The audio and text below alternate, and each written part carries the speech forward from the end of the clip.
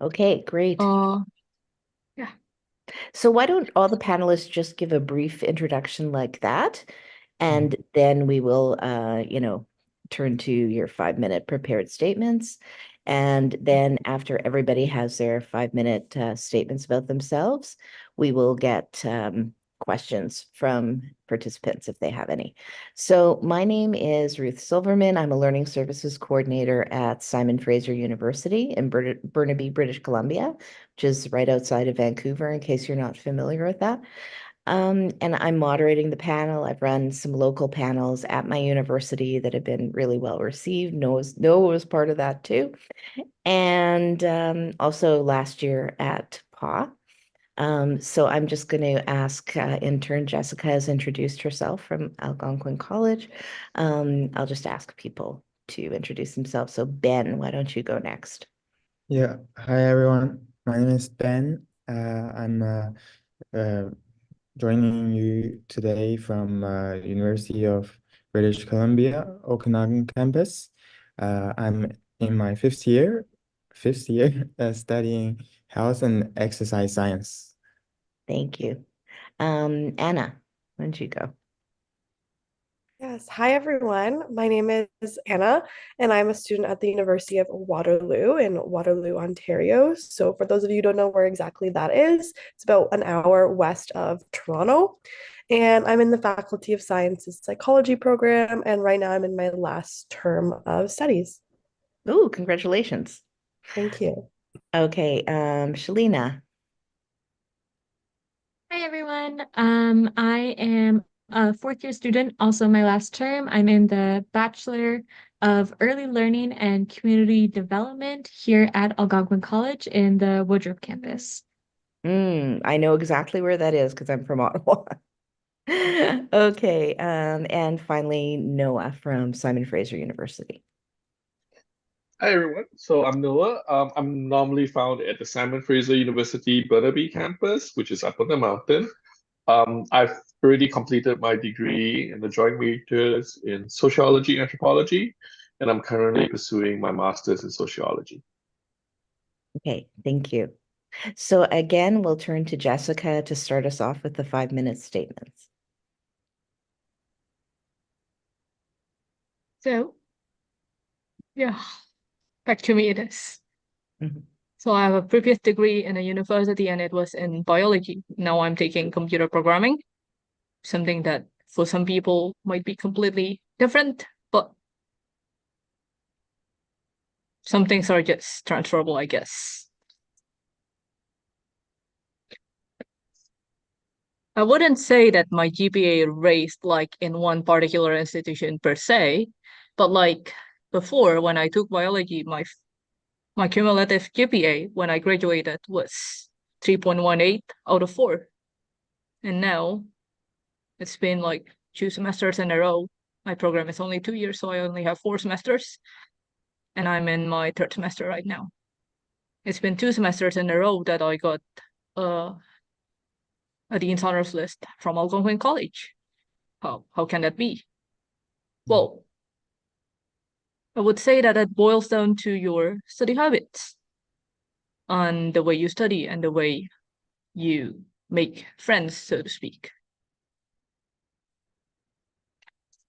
So before, when I studied biology back home in my home country in that university, I used to attend class, but I never review that. Sometimes even like I just show up in class because like attendance is mandatory, but I sleep in class and sometimes like I just try to make do with like basically I go to midterms, finals, making do with basically what I know instead of like actually reviewing them and whatnot. And because of that, I do consider that I also lack accountability in my studies and uh pursuing like my degree, finishing my exams, writing my exams, and like working on my assignment, so to speak. I wouldn't say that this is ideal because, well, obviously you don't want to sleep in class. and then like you don't want to like procrastinate for like assignments and then try to pull it off at the last minute, and then everything just scrambles into pieces. Because, well, that's what I did. And my GPA was going downhill. Like it started off strong at like 3.4, and then like there was even a point where my GPA became like 2 because obviously like the academic demands and whatnot are they're becoming harder and harder every year. And for me, it didn't work out. Don't try this at home. But then like fast forward, I graduated, still graduated, fortunately, and decided that probably studying elsewhere in a different major in a different country, which is Canada, might be an option for me. And so if I go to Algonquin College to pick a totally different major from what I did before, which is biology. Like imagine from studying plants and animals and then all of a sudden you're studying Java and Python and totally different things. Not the snake, but the programming language. Yeah. I would say that moving to this program with a different country, different culture, different everything, it makes me somewhat more independent than I used to be. And considering that like when I was uh taking my degree back home, I didn't really know what's at stake. So but here I know that like if I do not like study well, then probably it would be hard for me to get a job. It would be hard for me, like, for example, to establish uh my steps after this, like what I'm going to do going forward. So what I did instead is that like instead of sleeping in classes, I try to make the most of every class, make the most of like every lectures that are available. I cannot say that like if recording lectures are allowed in each and every university, but if you're allowed to do so, recording lectures like have been very helpful for me so that like you can review it at home. Like even if because sometimes you're note taking, of course you would want to take notes, but like even if you like take notes sometimes like some things just don't get written down.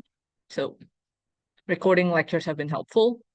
And regarding the slides, of course you want to like review them before and after the class if possible, because otherwise if you don't read it, it's just gone and it wouldn't help you in the long run in your midterms and whatnot.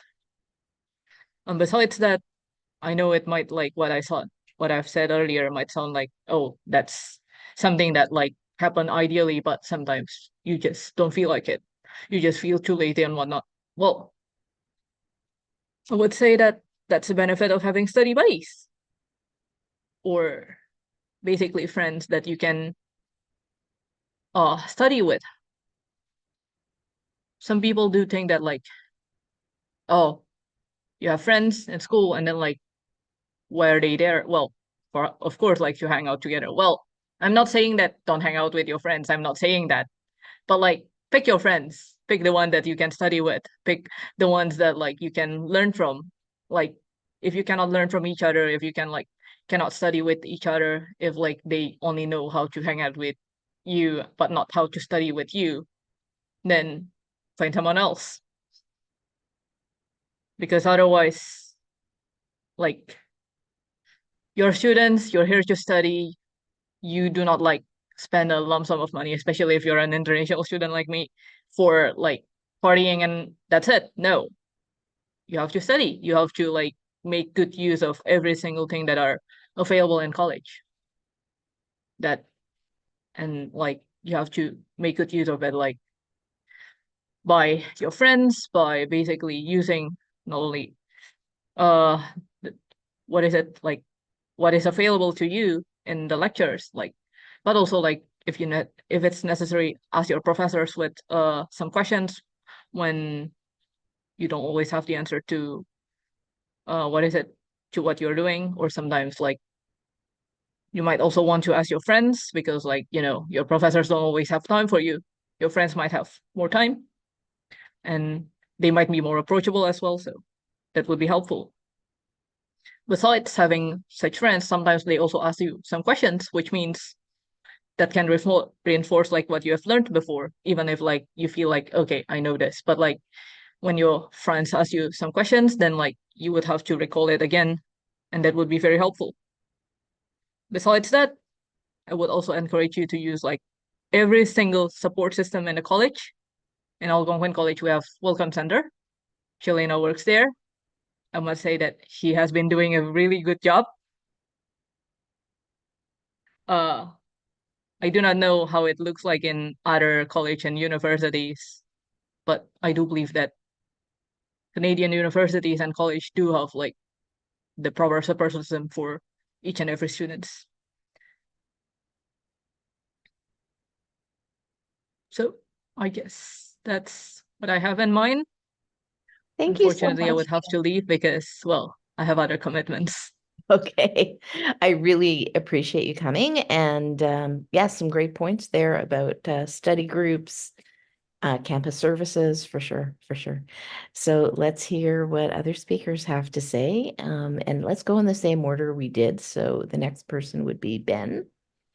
Thank you very much and see you. Thank you, Jessica.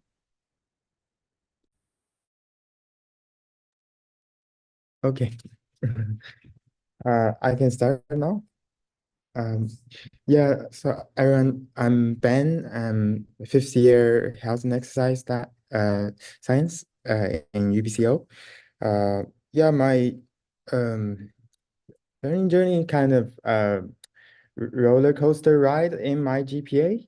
Um, I don't how should I say? Yeah, like I don't think it's a great reflection of my learning, my GPA, but it's um, like more or less like the numbers I hope they don't lie. Um, like I started out my first year having really hard time transitioning from high school uh to this big university. I went to a very small high school and just constantly lost by the how the pace of the university moves in a 13-week semester and the speed of the lectures. So I was constantly struggling, even though I tried my best. Um, yeah, so I went to see, I was very stressed. So I went to see the counselor there, here in university, and she recommended me do a psychoed assessment, a psychoeducational assessment to learn more why learning is so hard for me. But I initially but also this assessment is like very expensive. So it's like around somewhere around 2,000 to 3,000. So I was hesitant to do that initially. I thought maybe I can just work harder and my grades will be better, and I don't have these issues. And that's kind of what I did my first and second year, just um, and kind of just worked harder um, and there may be some improvements in my grades, but in my second year again, when the courses got harder, yeah, I was in the same position again. That's when I um, got registered with the Disability Resource Center um, on campus, and thankfully they were able to offer me ADHD assessment in health and wellness for free. So I was diagnosed then and had been on medication for it since, which really helped me focus because that's been just how my brain works, I guess. Um, but I was on medication, and then third year I do more commitments. Became a student trainer with the men's soccer team here, so more responsibilities um, and harder courses. So I was struggling again. Um, so and so yeah, I just constantly wonder why is this so hard for me, and when everyone else seems like it's very easy for them. So the past summer before my fifth year, I finally decided to, and through the Disability Resource Center, I was able to get funding to do the psychoeducational assessment, and I was diagnosed with the specific learning disorder in writing and reading, as well as generalized anxiety disorder. So that kind of um, was kind of a surprise to me, but at the same time explained a lot of my struggles. And with these more clarity of myself now, I can use more of the strategy that works for me, um, and access. Yeah, just I think this university journey been just learning more about myself and how I learn best, and yeah, and using the and ask yeah, people to help you along the way.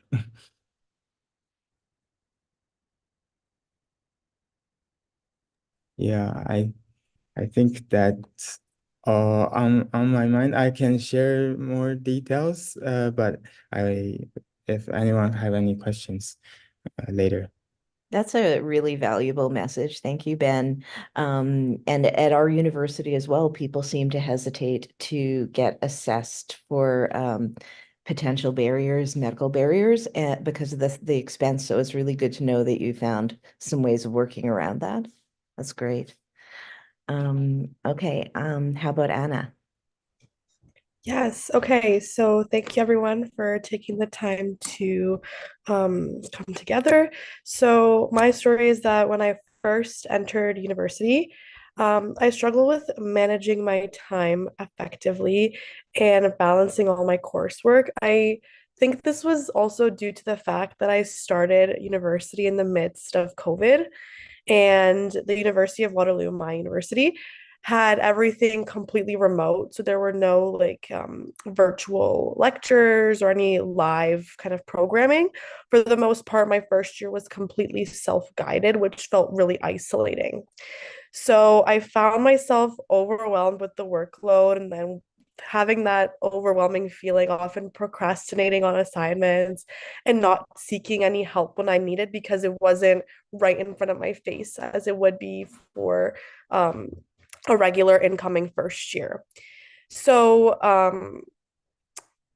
since everything was self-guided, I felt that I could finish things at the last minute, kind of like how it was in high school, and didn't feel the need to plan out time for larger lab reports, papers, or spreading out my studying time for tests.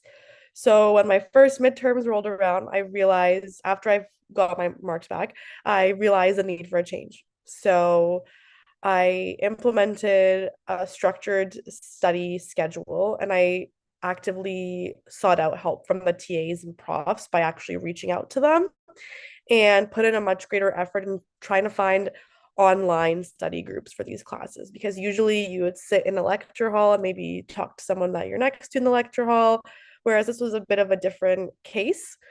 Um, So I figured out that I needed to create my own schedule of things. So since my days had practically no structure at the time, I decided to create my own class times during the week, which would gear me towards staying focused on one thing at a time for an hour rather than jumping back and forth between classes for 4 hours and not really getting anything tangible done. So, aside from creating class times, I would also create a daily to-do list for things that I want to achieve each day. So, I would make this, and I still make this every Sunday evening or afternoon for the entire week. So, I like using this combination of a calendar for scheduled events, like non negotiables, like a lecture time, and having a daily to-do list tell me stay on track, but also still giving me the freedom with my time. So I'm not feeling like I'm blocking my entire day for things that might need as much time or might need more time than I thought. So this way, I also learned that a university term is a marathon, not a sprint.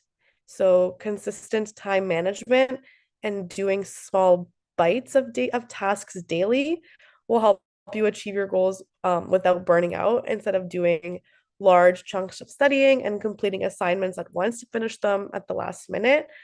Um, Lastly, and another incredibly helpful strategy that I found helpful in managing my time and preparing for tackling a full term is taking the time to write out all the assignments or any assessment that I might have for the term. And then it gives me an overview of what I can expect from the term. Can I share my screen so I can show an example? Okay. Um, Let me know if you can, if you are unable to see it. Okay.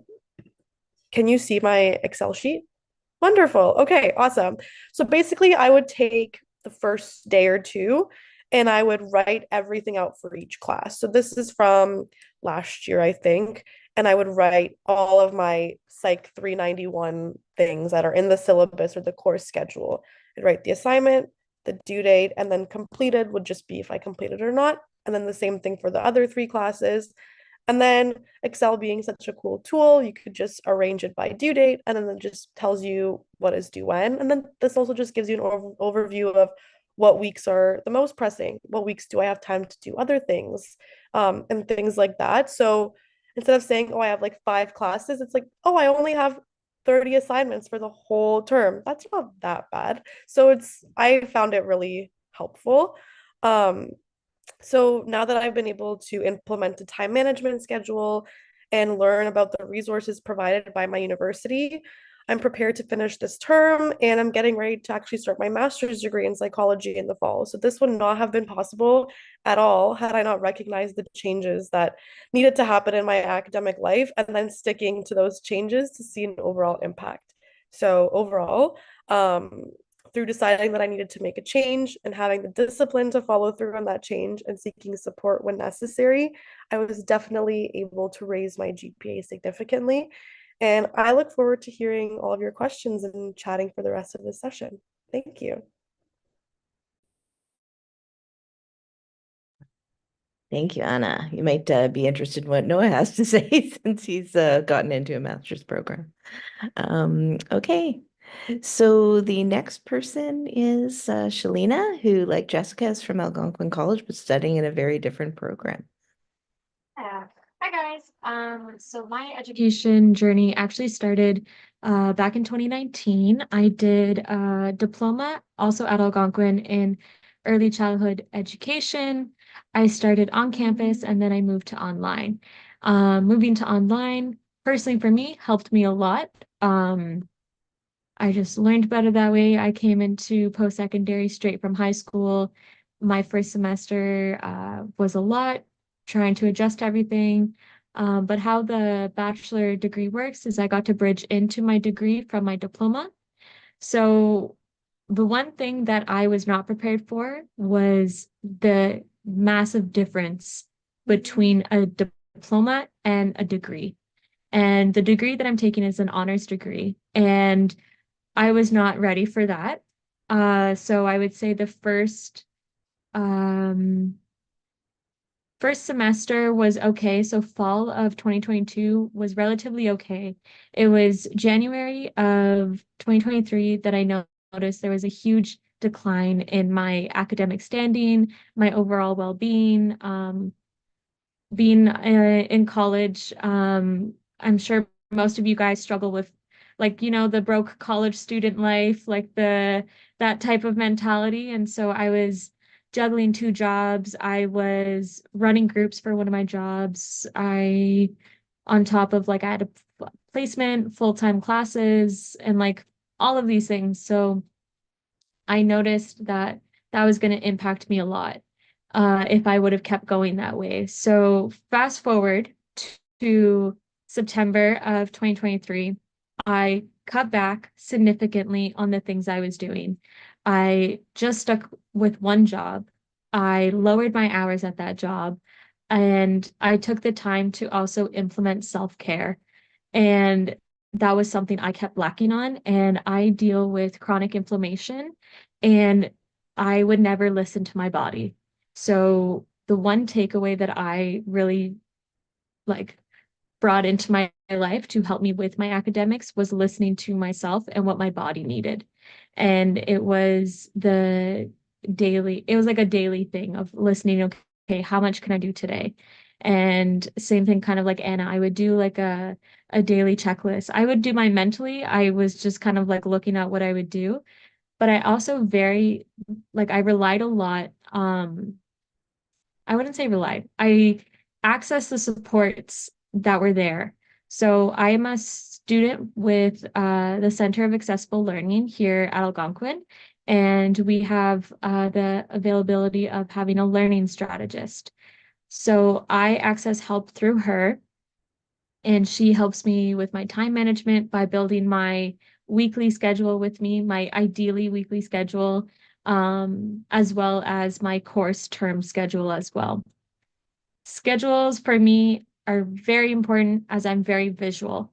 So having those visuals has helped me academically, being able to know what is coming up next and not feeling so like everywhere in my head of like, there's so many things to do.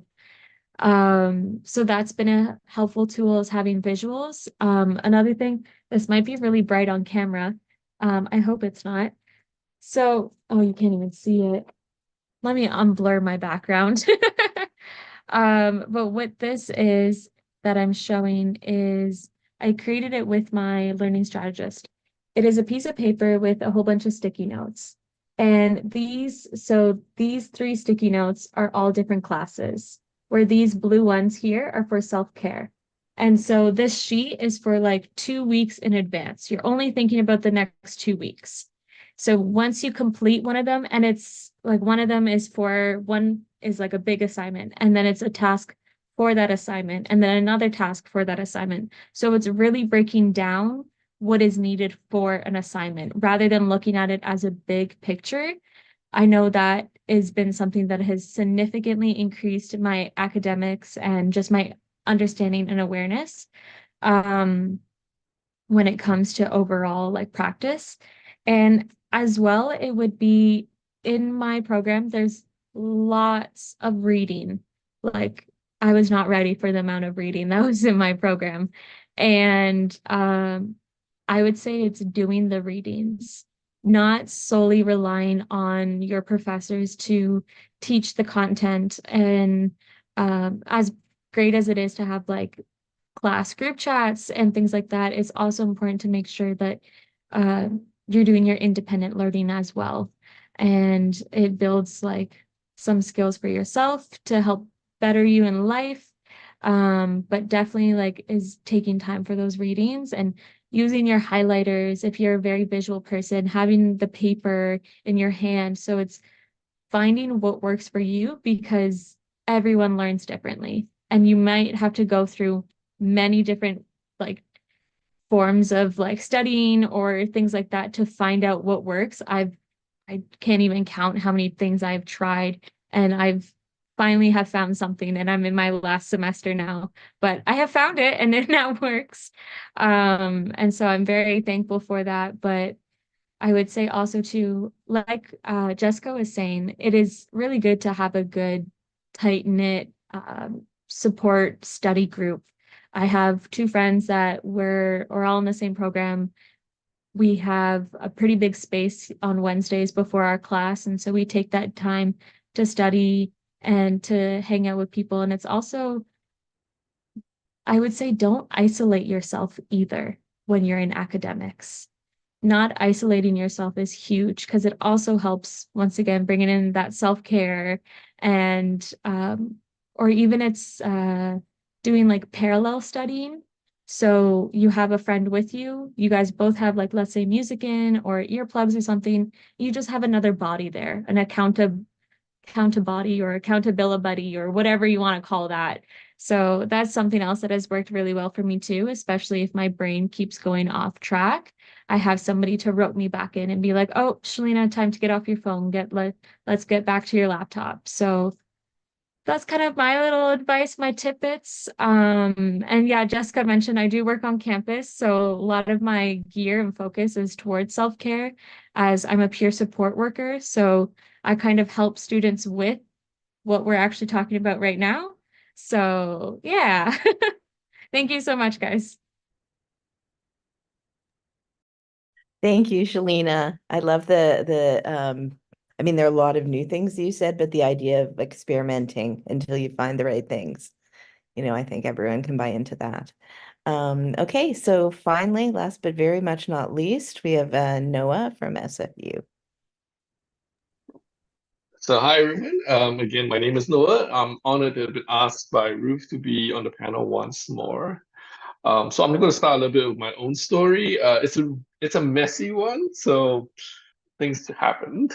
So focusing on my path through SFU. So prior to what I finished my undergrad in, I was initially actually a math science major back in SFU as well, back in 2007, actually, quite a while back. And when I was doing it at first, I was actually doing pretty well for my first couple of semesters. And I was also doing a lot of things that I felt positive about, right? I was active with clubs. I was making good friendships. I was engaged in my classes. I was even like exploring options, trying out different classes and all that. Because of all these earlier successes and because I was doing well, I kept on putting more and more on my plate because I just wanted to get full college experience, like the thing. And I wasn't really taking note of the additional strain that I was putting myself through. And I think in the end, an event kind of tipped things over. I had a significant breakup, but I kind of underplayed how it affected me. I didn't think about it that much that time. I threw myself back into the things I was really having success with, right? And I just thought if I did more of that stuff, this will help me move forward because I didn't really want to look backwards. Um, but the catch is, after that, I actually found myself struggling, right? Actually, a lot of my prior strategies and tricks started to fall away. They were no longer as effective as they previously were. I had difficulty managing time. I had less motivation for the task that I assigned myself, and my grades started slipping, right? I tried to resolve these by actually as other people have already mentioned, it's not a good idea. But what I did was I cut down on my social sphere. I just thought if I just stop hanging out people, dedicate more time to my studies, right? Like hunker down, um, and isolated myself further, that this would get me out of the crisis. But it didn't work out, unfortunately. My grades actually just kind of plummeted. I developed some dependency issues, and eventually I was actually given the RTW status. That's called a required to withdraw status. Is when your GPA drops below 2.0, and you're no longer qualified to be a student, right? So the university gives you this note that you have to leave the university. But however, before I left, I was actually asked to participate in the pilot Back on Track program. So this is a program that's unique to SFU. I do not know if it's available at other campuses. That normally allows RTW students a quick route back to re-entry, because otherwise the only other way back into a college, you have to meet this long list of criteria that will actually take you a number of years to even fulfill the needs, right? So the Back on Track program lets you shortcut the entire thing. Um, Ironically, at the time, I actually did not finish the Back on Track program, but this is more due to just family circumstances, family events forced me to step away from the university. Um, and when I left the program, I actually got myself an exception to re-enter it. which I forgot. So I put down here, there's a note that you should keep good academic records of yourself. I actually forgot I got this exception. So I ended up just working for about a decade. I just went out and got a job and worked for about a decade outside, not realizing that I had this route back. I just thought that college was now like a closed door to me. So 10 years later, I decided I wanted to go back to college. I phoned up the SFU admissions and they told me, oh, you have this exception. You can come back in through bar. I was already prepared to do that long list of things I mentioned, but I was so surprised that I could come back through bar program, right? So I did re-enter through the program, which I'm incredibly grateful for because I think one of the things that the Back on Track program emphasized a lot and something I kind of wished that education did a better job of was that a lot of these skills like time management, like being a better student, like planning your workload, right? Cutting your like a lot of things that we have been really going about, right? These were skills that were not really taught through me through normal classes, right? But I realized these are actually really helpful, and I wish that this was more highlighted within education to tell students that there are better ways, there are these alternatives. It's not all about just sitting down in a room and hunkering down and just smashing yourself with homework, right? I think this is the way most of us think we need to go through education by. And also you notice that most of those steps are actually also very isolating, right? Most of them do encourage you to be by yourself, which as some of the speakers already mentioned, having study buddies or being with groups or having people helping you to be accountable, these are actually really big factors that normally don't get stressed enough. So yeah, so one of the things I would strongly recommend has already been said before, that you should look into what resources your schools, your campuses have. There's likely to be something that you may not have access or you may not even be aware is available at the university. So at SFU, for example, we have the Student Learning Commons. This is the most common student access that you can get assistance from. But there's also like, I will also tell people like there's also places where you can get counseling assistance. There's also places you can get disability assistance, as already mentioned by Ben earlier, right? Like there are these other supports that all exist, but it's not really advertised in the brochures for the campus or the programs. I really wish they were highlighted because I think they exist, they help the students out, but we just don't really tell them that it's even there for people to use. So I strongly recommend it because I got a lot out of it. The Back on Track program kind of pushed me to engage with all these programs, which I'm grateful for because I wasn't aware that I had those at SFU either, right? So yeah, so right now I'm back in my master's program. I could share things about that too with other people on the panel. But I will say one quick thing. I have noticed that a lot of the grad students have actually integrated quite a lot of strategies that have already been mentioned, right? They have actually picked up these skills as well somewhere along the road. And again, this is why I say we need to really like emphasize there are a lot of strategies available, but people are just not aware that they're available for people to try out.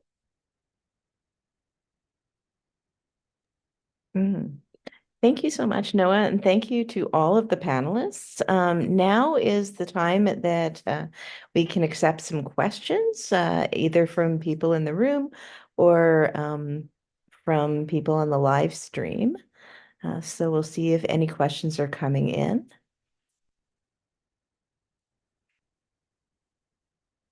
If you're in the room, you can either go on chat or just unmute yourself.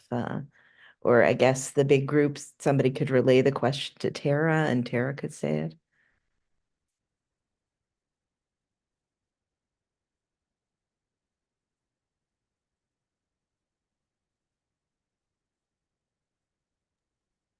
I have a question that I'll ask that might help get things going. Thank you all for sharing your experiences. And one theme I noticed is you all kind of had the moment of realizing that you had to make a change and do something different. And I'm wondering if you had moments after that as you were making changes where it felt like you were falling off track. What did you do to help motivate yourself to keep going or get back on track?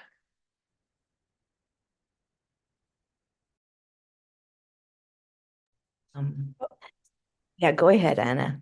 Yeah, I'm just gonna get it started. If anybody wants to jump in as well, feel free to interrupt me. but I think that's a really great question. And I think we all talk about, in general, in academics, in anything you want to achieve, discipline is the key, but we never say why, right? We always say, like, oh, it's important to stay consistent, it's important to be disciplined, to do the things. What I think is what I would think about when, for example, let's say things are going well, and then I'm like, oh, it's like maybe time to like not be as disciplined and kind of let loose a bit with those kind of things. I think about what's like, let's like think about it like this. What will happen, what can happen if I stay disciplined, and what can happen if I don't. So like maybe a temporary like kind of discipline will help you achieve your overall goal, right? So I think so when I think about like when I would get sidetracked, I would think about reevaluating what is my overall goal. Is this like, what is the overall goal? And is this what I am doing right now? Will this help me achieve my goal, or will this take me farther away from my goal? And that can be applied not just in academics, that can be applied to like anything, saving up money for a trip that you want to go to, or reaching a fitness goal, right? So thinking about your overall goal, why are you here? Why do you want to do that? And then thinking about the decision that you're considering making. Will that get me closer to my goal or take me farther away? Is kind of how I think about it. I Thanks. think of it opposite. My view is opposite to Anna's. And I view it as nothing is linear. And when we're on the academic journey or when we're on a journey of anything, the road to it is not linear. And it is being patient with ourselves. And a big thing for me is those accountability buddies.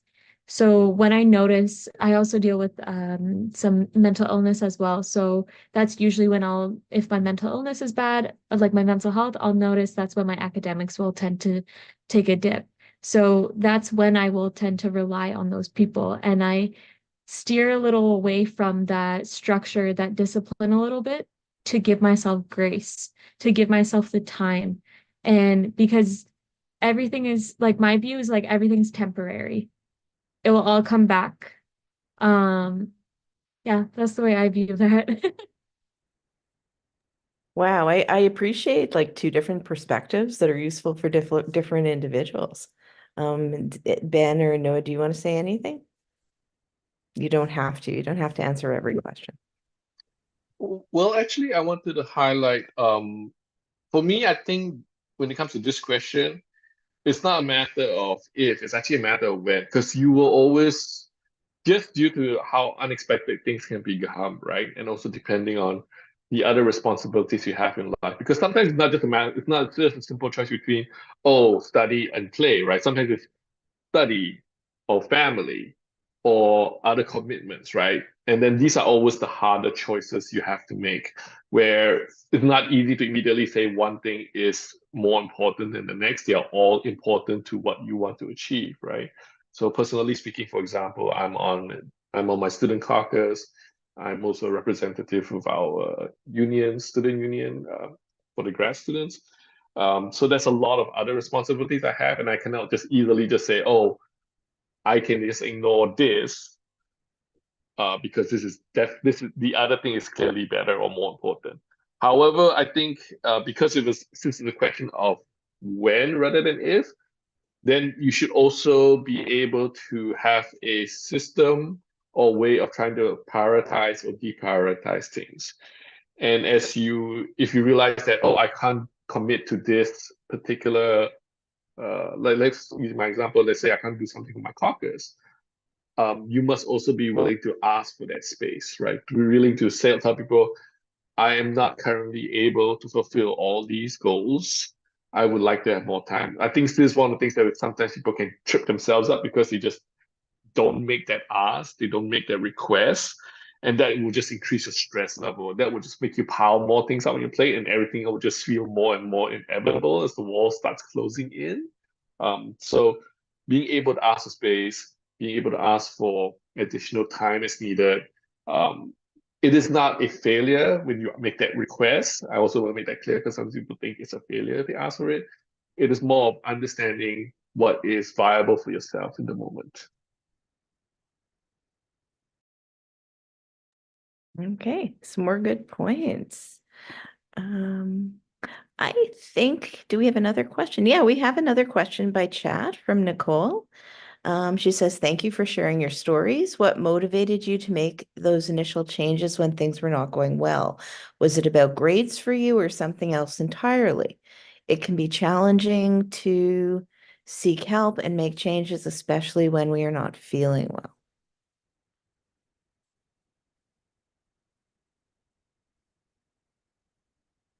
So it's really about, what motivated you to do something different.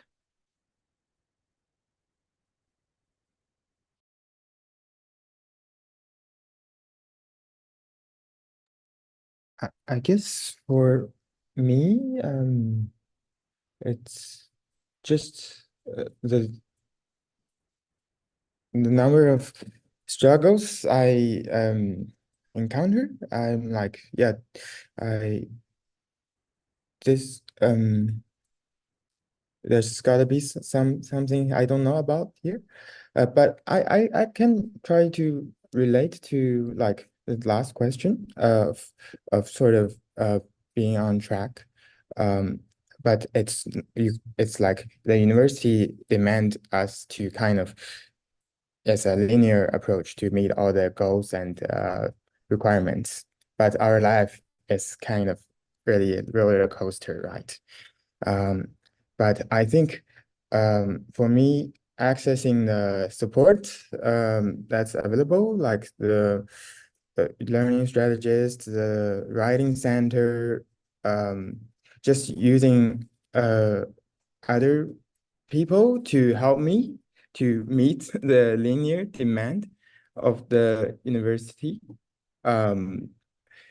is yeah, really helpful. Yeah, I cannot do this on my own.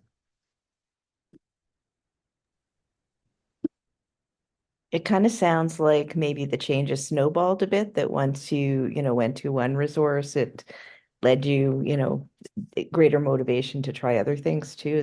Am I understanding that correctly? Yeah, like constantly looking for ways to improve, I think. I actually agree with Ben's point a lot. For me, I personally think that um, failing at something, maybe not literally, but just not doing as well as you expect in anything is a great lesson. I think it's a greater lesson than succeeding at your first try, for sure. So, what initiated my change for my academics was actually a little bit different.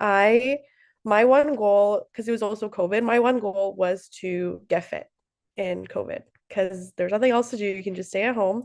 And I was like, I always talk about this, but let me actually do it. So then being able to see my actual progress in something aside from academics, I'm like, okay, I can actually do something if I plan it out and I do it step by step. So I'm like, okay, let me try with something else. And then let me see, okay, I can do this as well. All right, now let's apply it to the grander scheme of things. Let's apply it to my academics. Let's apply how I can do this, I can do that, I can do this as well.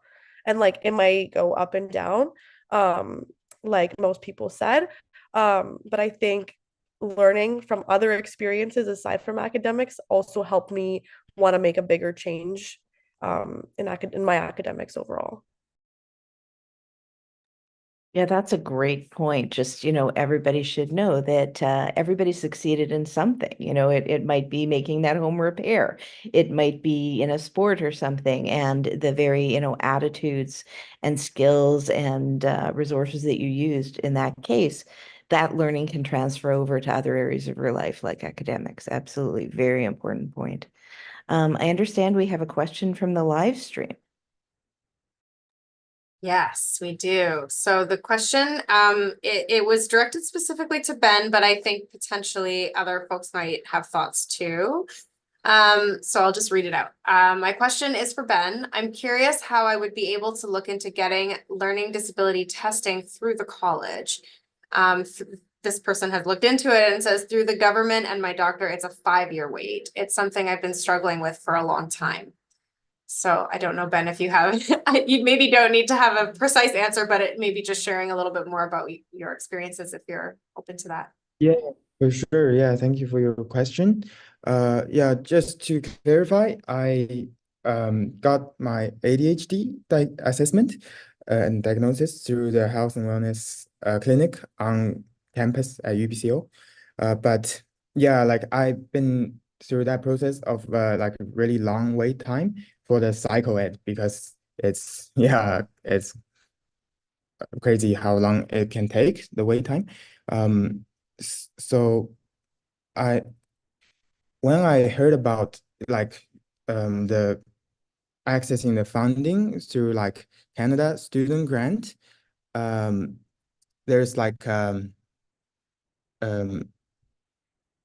called LDAP. I think it stands for Learning Disability something reimbursement. And if you, I think all the it's funding from the federal government. So I assume that all university or colleges across Canada, they can be eligible for this. And I think if you talk with the accessibility center in your campus and ask them about the LDAP, um, they can get you the funding, but then you can look for which clinic has the less wait time. Kind of it's can be a process at times, but I sometimes it's but when you do that, you don't have to wait as much. Yeah, because I started looking into it last April, and I was able to get it done last October 2023. So 6 months. That's so it's not as long as um everyone it seems like, I guess. Yeah. Okay, so I know Shalina put in the chat about going to the health center on your campus, that there might be doctors and psychiatrists there. And I know that the grant program that you talked about, Julia put a link both in this chat and also in the live stream, so students will be able to access that information. That's a really valuable piece, especially since it's a federal grant and any student would be able to access it across the country. And I didn't know about that either. All right, we have time for maybe one more last question.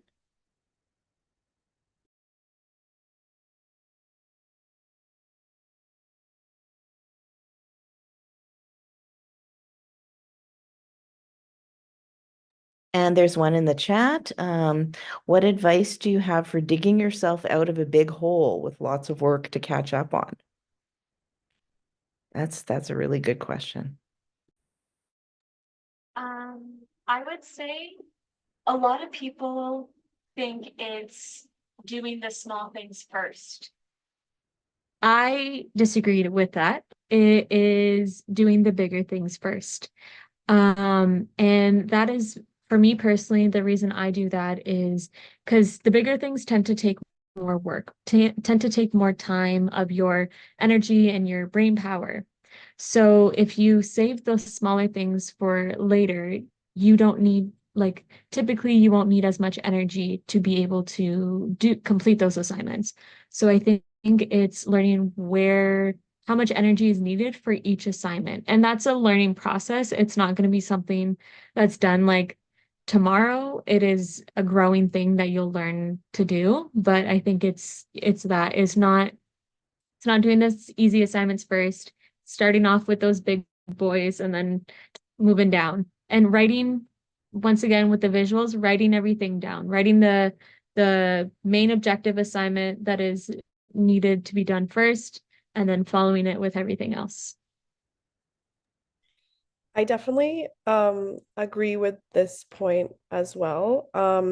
I would say though that starting off with a big task can feel overwhelming. Like, oh no, I have a 15-page paper due in 3 days. Like, what am I gonna do? Like, I can't start that. That's so much. So I think like taking that big task and breaking it up into 5, 7, 10 small tasks, like for a lab report, I'll write my introduction. I'll write out the materials list. I'll do whatever.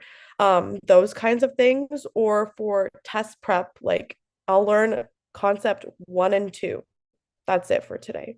And then 3 and 4, like those, breaking it up will make the big task seem much less scary and easier to tackle.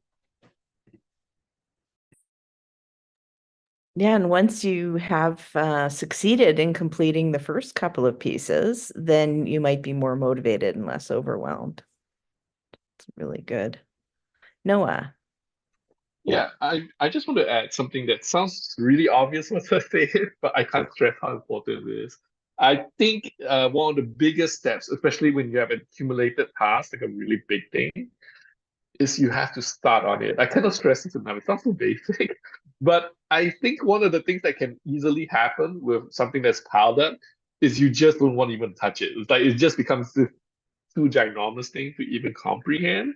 But I always tell people that, but once you do start it, even if it is a big thing, right? The act of starting it will already change kind of like your mindset around it or how you feel about it. You'll be like, okay, this is a thing that is big, but it's actually ultimately doable, right? You have to starting it kind of takes away some of the intimidation factor and some of the stress factor associated with it. Um, and also tying back to my previous answer, also feel free to ask for more time, right? Because if it has piled up, I think sometimes people don't want to ask for the more time. Maybe they are worried about losing some grades.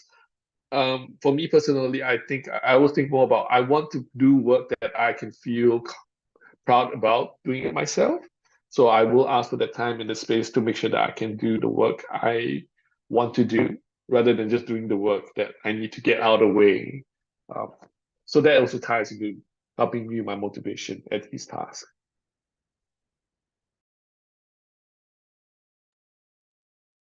Thank you so much. So I want to thank all of the panelists. I want to thank everybody who asked questions. I think we've had an excellent discussion. And just a real, you can see a very diverse set of students in their backgrounds and what they're studying, their challenges, and certainly a diversity in their viewpoints.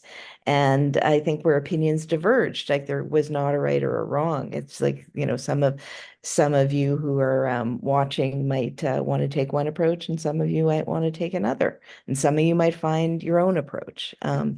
And it just comes back to experimentation and not giving up. One thing that I would have liked to have gotten into a little bit more, which we didn't have time for, was changing programs of study. Because I know that, like Noah at least, made a very big change in his program of study. And that might be something that's key for some of you.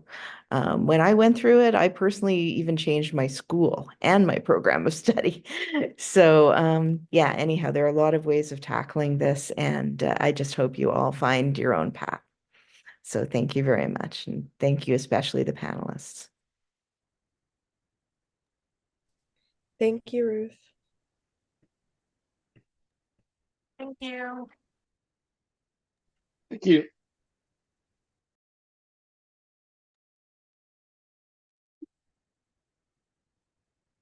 Yeah, thank you. Ruth. Thank That was good. What I said. Okay. It was fantastic. It was fantastic. Did it feel good for you to be able to share from your own experience? Yeah, for sure. Yeah, I not very experienced with this kind of things, so but I hope it helps and resonate with some students. I'm sure, like even that.